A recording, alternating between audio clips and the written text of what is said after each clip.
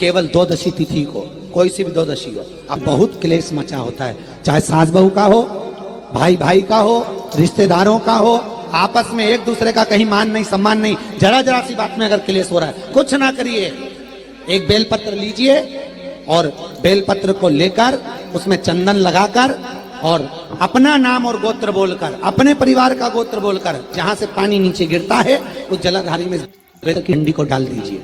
केवल द्वादशी तिथि को, कोई सी भी द्वादशी हो, अपने आप घर में शांति हो जाती, कुछ कहने की जरूरत नहीं पड़ेगी, ना बहू से ना सास से, बहुत प्रेम। केवल 3 द्वादशी आपको करना है, केवल 3 द्वादशी, अपने आप अंतर आ जाए। हम कब तक के बहू से कि तू बेटा ऐसा कर, बेटा ऐसा, कुछ मत बोलो, वो भी प्रेम करेगी और आप भी प्रेम करोगे। और केवल एक को प्रेम नहीं चाहिए कि आप कहो कि मैं बहू के लिए कर रही हूँ, बहू के मैं सास के लिए, हमें उसका प्रेम नहीं चाहिए, आप तो पूरे परिवार के लिए करो कि आपस में सबका प्रेम बने। द्वादशी के दिन चावल क्यों खाओ? क्योंकि द्वादशी के दिन जब हम चावल का पहला गासा खाएंगे, चावल का गासा जैसे हमारे मुंह में जाएगा तो जितने जीव उस चावल में रहेंगे उसको हमारी एक दिन पहले की एकादशी का पुण्य मिल जाएगा और वो जीवों का फिर जन्म नहीं होता, वो मोक्ष पा जाते हैं, उनकी फिर कोई जन्म 84 लाख योनियों में उनका कोई जन्म का क्रम नहीं रहेगा। भगवान शिव के प्रयास, जिनको थायराइड की प्रॉब्लम हो जाती है ना, थायराइड की बीमारी हो जाती है, उसको भी कुछ नहीं करना चाहिए। जहां पर शंकर भगवान की छोटी लड़की अशोक सुंदरी, आपको भी स्थान बताया था कथा के शुरू में, अशोक सुंदरी की जगह पर शहद से ओम अंकित कर दीजिए। कैसे करना है? मात्र शहद से ओम अंकित कर कर भगवान शंकर के ऊपर जल चढ़ा दीजिए, नीचे एक पात्र लगा लीजिए, उसी पात्र में शहद और उस जल को, अभिषेक का जो पानी है, जल है, उसको झेल लीजिए। उस पात्र को लेकर केवल द्वादशी तिथि के दिन दोपहर में 12 बजे उस पानी को पीना चालू कर दीजिए। 2-3 द्वादशी तिथि करिए, थायराइड की बीमारी में आराम लग जाएगा, बिल्कुल कहीं जाने की जरूरत नहीं। अशोक सुंदरी की जगह पर शहद का ओम अंकित कर देने पर भगवान शिव का स्मरण करें।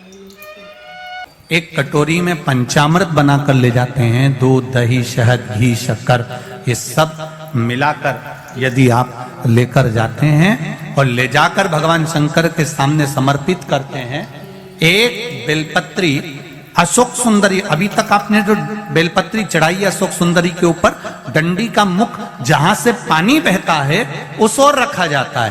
पर जब हमें ऐसा लग रहा है कि हमारे पितृ भूखे हैं या हमारे पूर्वज प्यासे हैं या उनको भाग नहीं मिल रहा, इसलिए मेरा कोई काम नहीं हो रहा, इसलिए शिव राजी नहीं हो रहा है, तो ये बेलपत्री के भाग को बदल दिया जाता है। ये बेलपत्री अशोक सुंदरी की जगह पर जब चढ़ाया जाता है तो ये पत्ती का जो भाग है जहां से पानी बहता है उस ओर रखा जाता है और ये डंडी का भाग शिवलिंग की ओर रखा जाता है। और यहीं पर भगवान शंकर को जो तुम पंचामृत बनाकर लेकर गए हो वो पंचामृत चढ़ाया जाता है और वही पंचामृत थोड़ा सा शिवलिंग पर चढ़ा दिया जाता है। उसके बाद में पितृ पूर्वज जल की आस नहीं रखते, न भोजन की आस रखते हैं, क्योंकि शंकर उनको तृप्त कर देते हैं, शिव उनको पूर्ण कर देते हैं।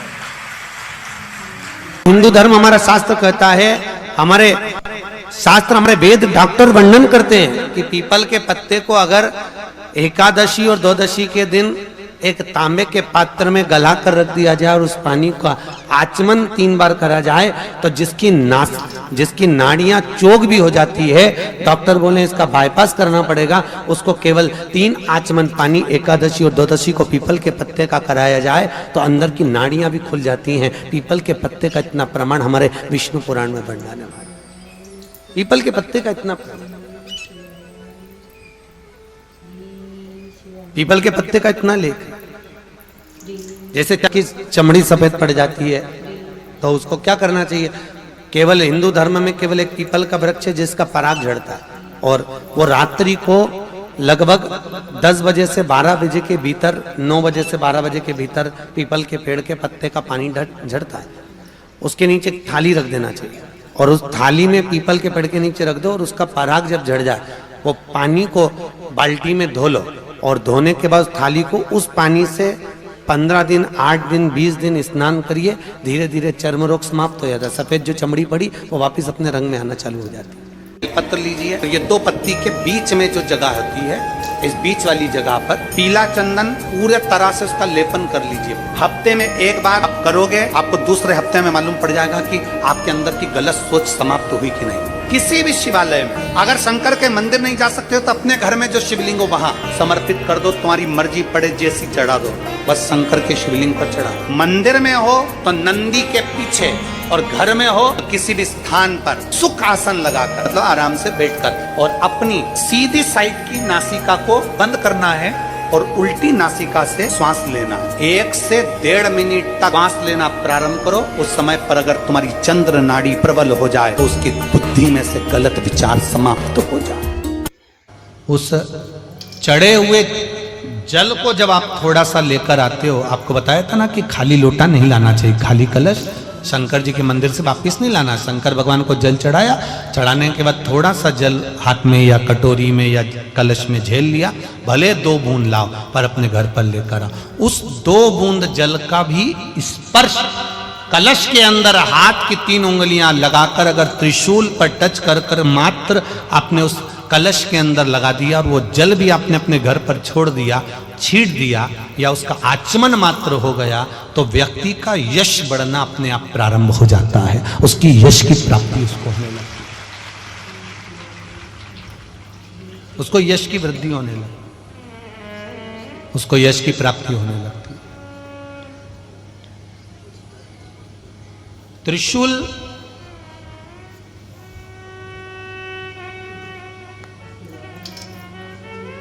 का दान, त्रिशूल का स्पर्श,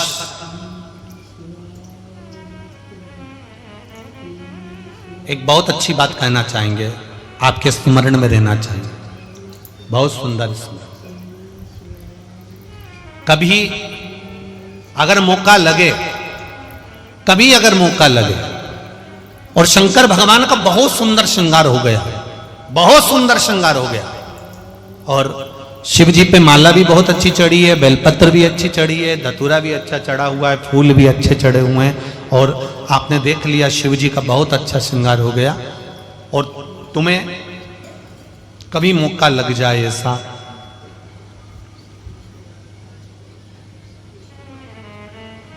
और तुम्हारे पास में एक अच्छी सुंदर सी माला हो पुष्प की,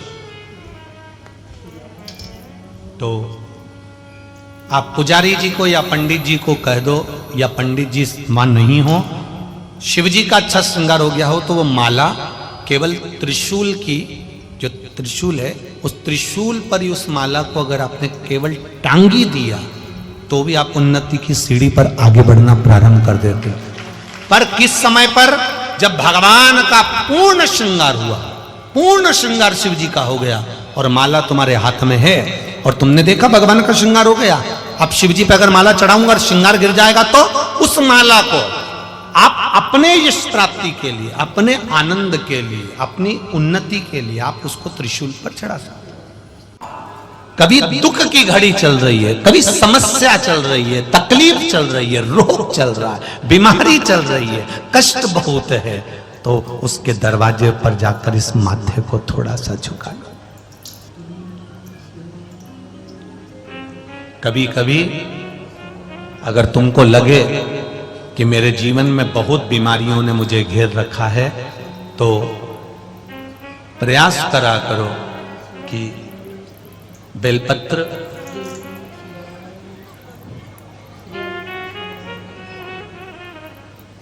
जो ये बेलपत्र होती है, इस बेलपत्र की जो ये डंडी होती है, इस बेलपत्र को अशोक सुंदरी वाली जो जगह होती है वहां पर इसका चढ़ाकर डंडी का जो भाग है वो शिवलिंग की ओर हो जाए, और यहीं से जल चढ़ाते चढ़ाते चढ़ाते चढ़ाते अशोक सुंदरी से जल चढ़ाते चढ़ाते ओमकार जैसा, ओमकार जब हम अशोक सुंदरी से चालू करेंगे तो वो जल पहले गणेश जी के पास जाएगा, फिर वापिस अशोक सुंदरी के पास आएगा, अशोक सुंदरी से कार्तिकेय के पास जाएगा, कार्तिकेय से महादेव के पास जाएगा। ऐसा ओमकार जैसा जल, जब तुम्हें लगे कि बीमारी बहुत घेर रखी है और बहुत बीमारी ने घेर लिया, कोई किडनी, कोई लीवर, कोई बहुत शरीर में कष्ट, कोई रोग बीमारी, या कहीं तुमको ऐसा लग रहा है कि मेरा गर्भ 20 साल हो गए, 22 साल हो गए, संतान नहीं, तब भी इस प्रयोग को जरूर करिएगा। डंडी का मुख शिवलिंग की ओर, पत्ती का मुख अशोक सुंदरी की ओर। जल चढ़ाते समय अशोक सुंदरी से धार चालू कर कर गणेश जी पर, गणेश जी मालूम है ना सबको कहां गणेश जी होते हैं, कहां कार्तिकेय होते हैं, एक बार समझ लो उसको भी अच्छे से।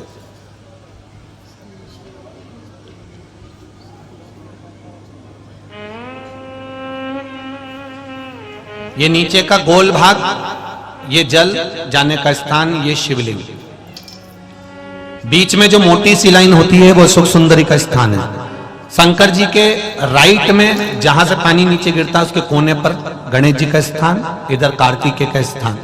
ये शिवलिंग, ये जो गोल भाग है ये माता पार्वती जी का हस्त कमल है। ऊपर से जो बूंद बूंद जल कलश में से गिरता है वो शंकर भगवान की 5 लड़कियां, जया, विषहरा, शामरीवारी, दौतली और देव, ये शिव जी की 5 लड़कियां ऊपर से जल की बूंद गिराती हैं। हम जब भी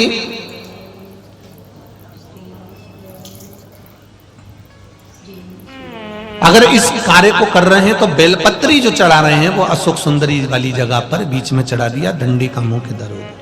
जल चढ़ाना यहीं से चालू करा, यहां से गणेश जी पर गया, गणेश जी से अशोक सुंदरी पर आया, अशोक सुंदरी से कार्तिकेय पर आया, कार्तिकेय से देवादिदेव महादेव पर आया। ये ओम बिंदु जल है, इसको हरिओम जल भी कहता है।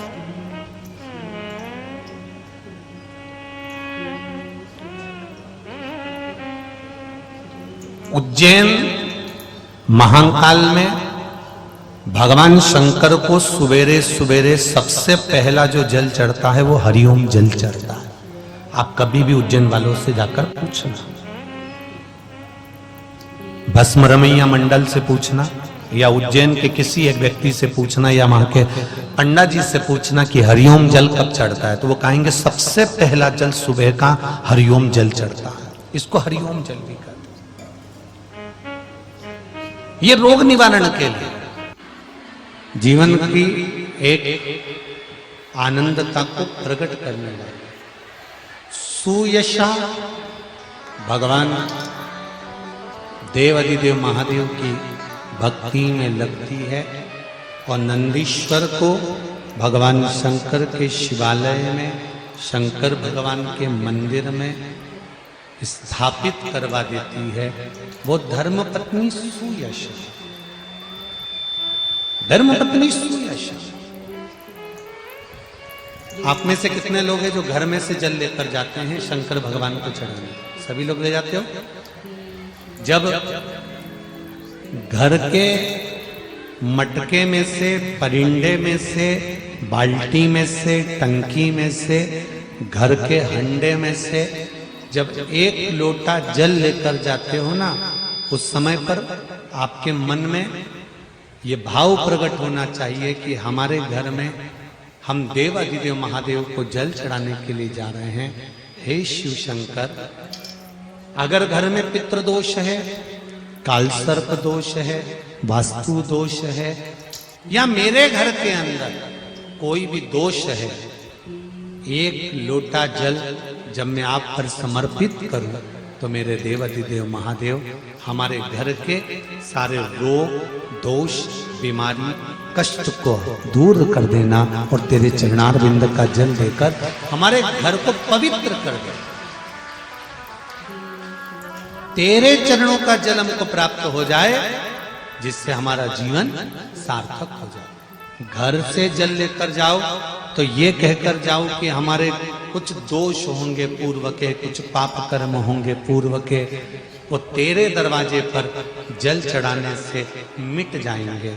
जब वहां से आओ तो थोड़ा सा जल लाते हो, साथ में थोड़ा सा जल कलश में 2 बूंद 4 बूंद जो भी तुम लेकर आते हो वो लाकर घर में छींटते हुए प्रवेश करो। क्यों? क्योंकि हमारे घर का कोई दोष होगा, बाबा को जल चढ़ाने से वो मिट जाएगा और बाबा के चरणारविंद का जल लाकर घर में छींटने से लक्ष्मी और वैभव बढ़ जाएगा। ये उसकी कृपा से, ये उसकी दया से, ये उसकी करुणा से। महाराज, श्रावण का महीना चल रहा है। सावन के महीने में कार्तिकेय महाराज की धर्म पत्नी देवसेना और वल्ली देवी। कौन कौन है? जम के बोलो जरा। देवसेना और वल्ली।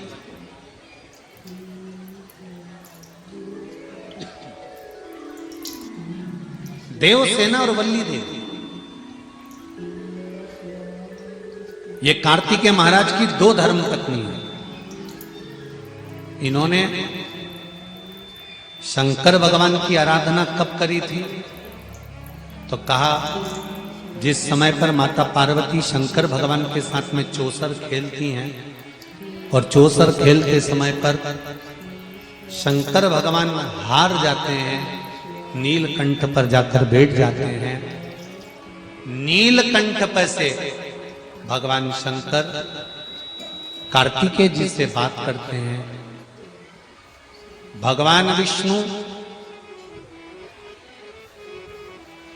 स्वयं पासा बनते हैं, रावण निर्णायक बनता है और कार्तिकेय के कहने पर वापिस पुनः शंकर भगवान चौसर खेलने के लिए माता पार्वती के साथ बैठ जाते, फिर वापिस।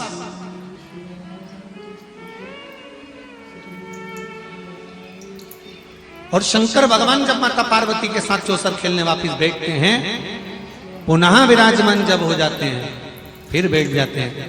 तब पार्वती मैया जब हारती हैं तो पार्वती जी के मन को यह लगता है कि हारने का कारण क्या है।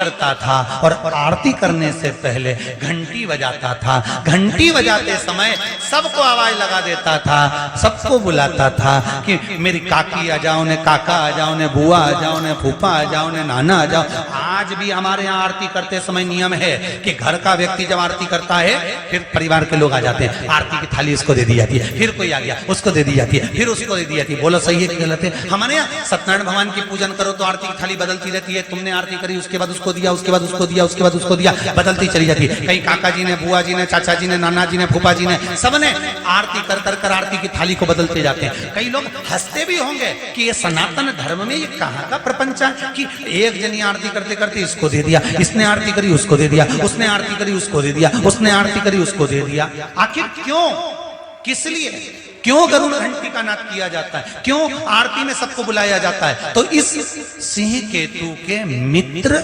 चंड भील ने रोज का नियम था कि भगवान की आरती करते समय सबको बुलाता था। तो इसने सबको बुलाना चालू करा। सबको बुलाते बुलाते इसका नियम था, आखिरी में पत्नी को आवाज लगाता था कि सुनो आरती प्रारंभ हो रही है, आ जाओ, जल्दी आओ। और आज ये भूल गया कि मेरी पत्नी तो जलकर भस्म हो गई थी। बस आरती की थाली हाथ में थी और चंड ने पुकारना प्रारंभ करा, सुनती हो देवाधिदेव महादेव की आरती प्रारंभ हो रही है, जल्दी आओ, जल्दी आओ। और आरती शुरू हुई। भगवान शंकर के शिवलिंग के ऊपर दीप की बाती जाती है और पत्नी दौड़कर जले हुए मकान में से बाहर निकल कर आ जाती है। धधकते हुए उस अग्नि में से पत्नी निकलकर बाहर खड़ी हो जाती है। पति की आरती के समय पर जब थाली पत्नी ने हाथ में ली, पति देवाधिदेव महादेव को देखता है और अपनी धर्म पत्नी को देखता है, ये कौन आ गया? आरती पूरी होती है। पति ने देवाधिदेव महादेव को प्रणाम कर कर अपनी धर्म पत्नी से पूछा, तुम कहां से आ गई? तुम्हारी चिता की भस्म तो शिव जी को चढ़ाई है। पत्नी कहती है, मैंने जब मकान में आग लगाया, आग लगाकर जैसे ही पहला चरण मैंने अंदर रखा, रखते से ही एक बूढ़ा सा बाबा और एक बुढ़िया सी माँ अपनी गोदी में अपने पल्लू से मुझे ढककर अंदर सुला ली और मेरी नींद लग गई थी। मुझे नहीं मालूम कि क्या हुआ। जैसे अभी वो बहन ने कहा कि डूम गिरा, पंडाल गिरा, बिजली चमकी, पानी गिरा, हवा तेज चली, 15 मिनट में कहां तहस नहस हुआ। मैं उस टेंट के अंदर थी, पर यह पता नहीं पड़ पाया कि मुझे बचा कौन रहा था, कौन था, कहां से आ गया, कैसे आ गया। ये बेटी वेंटिलेटर पर पड़ी थी, कहां से शिवा गया, कहां से बचा लिया। वो गाय लकवा लग गया था, नीचे गिर गई थी, सारे डॉक्टरों ने कह दिया नहीं उठेगी, पर बाबा का नाम लेकर उठी तो सरीना। तो कहां से शिव आता है, कैसे शिव आता है, कहां पहुंच जाता है, ये मालूम तो पड़े। पत्नी से पूछा तू कैसे आ गई, कहा अंदर अग्नि में कोई बूढ़ा और बुढ़ी बैठे हुए थे और मुझे बचा लिया। और कहते हैं जा आरती चालू हो गई, उठो आरती हो रही है, जाओ। मेरे घर के बेटा और बेटी से निवेदन है, मेरे घर के बुजुर्गों से निवेदन है, मेरे घर की बहुओं से, घर के युवान बेटा बेटियों से निवेदन है, जिस समय तुम्हारे घर में आरती की आवाज आए, तुम नहाए कि ना नहाए, तुमने स्नान करा कि नहीं करा, उस आरती के समय पर उस दिए की एक झलक पाने के लिए मां के सामने, उस भगवान के सामने जाकर खड़े हो जाना। दुनिया का आधा दुख तो समाप्त हो जाएगा, आधा दुख समाप्त हो जाएगा। आज मंदिरों में मशीनों से आरती करी जा रही है, नगाड़े मशीनों से बज रहे हैं, घंटियां मशीनों से बज रही है। जरा उस आरती के महत्व को तो समझो कि पहले गांव में जब आरती होती थी, पूरे गांव के घर से एक एक व्यक्ति उस आरती में पहुंचते थे। सब नहीं जा पाते थे तो एक घर का व्यक्ति पहुंचता था। क्यों पहुंचता था कि जब वो आरती में से आता था तो आरती की बलैया लेकर जब वो घर में पहुंचता था, उसके आरती की बलैया लेते समय हाथ में जो आंच लग जाती थी, कपूर की लो लग जाती थी, वो घर के जिस अंग पर, घर में जहां जहां वो हाथ लगता था, उस घर से अला बला सब चली जाती थी। क्यों कहते हैं कि आरती में जाओ, क्यों कहते हैं कि घर में आरती हो तो मंदिर नहीं जा सकते, तो घर की आरती को अपनी खिड़की में से झांक कर तो देख सकते हो।